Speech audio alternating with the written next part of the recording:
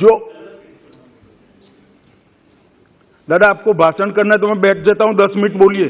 इतने सीनियर सांसद होकर बीच में टोका टोकी करना ना आपकी उम्र के लिए अच्छा है ना आपकी सीनियोरिटी के लिए अच्छा है। मैं सदन को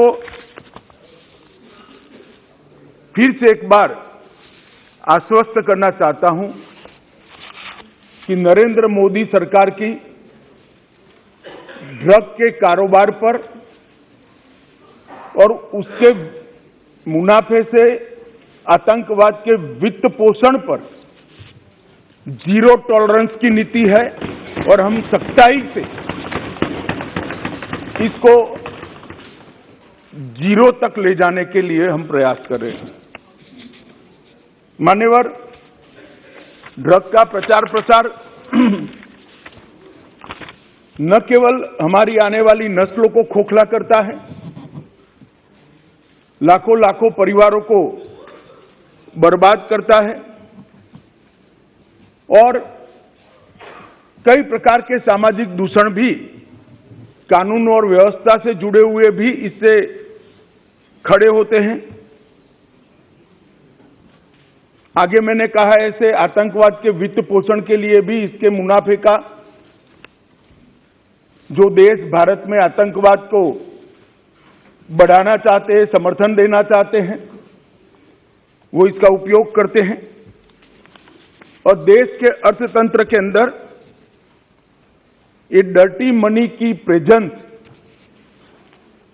देश के अर्थतंत्र को भी खोखला करती है। इसलिए जो नरेंद्र मोदी जी ने, देश के सम्मानीय प्रधानमंत्री जी ने गृह विभाग के सामने एक लक्ष्य रखा है नशा मुक्त भारत का, मैं निश्चित रूप से इस सदन को आश्वासन देना चाहता हूं, आश्वस्त करना चाहता हूं कि लक्ष्य की पूरी परिपूर्ति के लिए हमारी ओर से कोई कसर नहीं छोड़ी जाएगी। मान्यवर, ये लड़ाई न केंद्र की है, न राज्य की है, न कोई एक विभाग की है।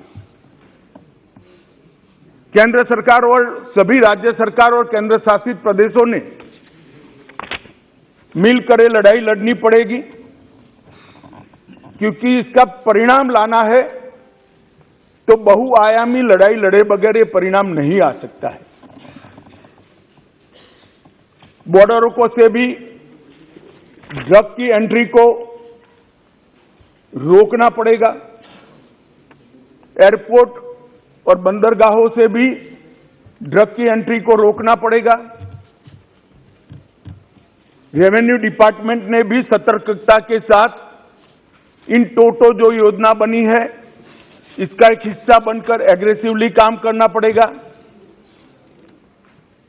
नारकोटिक्स कंट्रोल ब्यूरो और राज्य की एंटी नारकोटिक्स सारी एजेंसियों ने भी एक पेज पर रहकर काम करना पड़ेगा।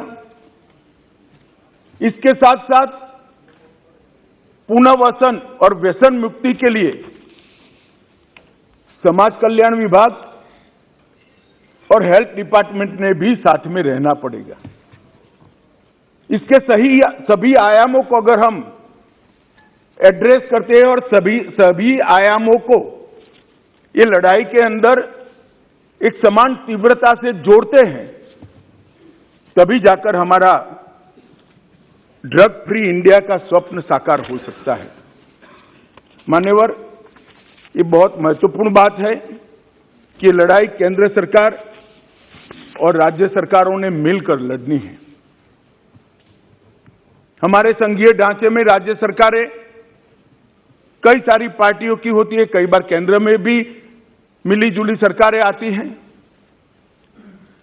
परंतु मैं आज ये बात सदन के सामने स्वीकार करना चाहता हूं कि जहां तक ड्रग के खिलाफ लड़ाई का सवाल है, देश की सभी राज्य सरकारों ने केंद्र सरकार के साथ कंधे से कंधा मिलाकर इस लड़ाई को गंभीरता के साथ लड़ा है। और जो भी योजनाएं गई, जो भी सूचनाएं गई,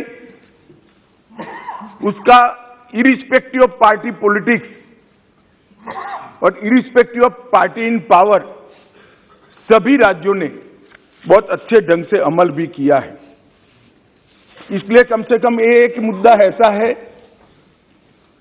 जिसमें तरीकों में थोड़ा बहुत बदलाव राज्य की जियोग्राफिकल सिचुएशन और आर्थिक व्यापार करने की पद्धति को लेकर हो सकता है, तरीकों में बदलाव, परंतु इसमें कोई मतभेद नहीं है, सब एक पेज पर है।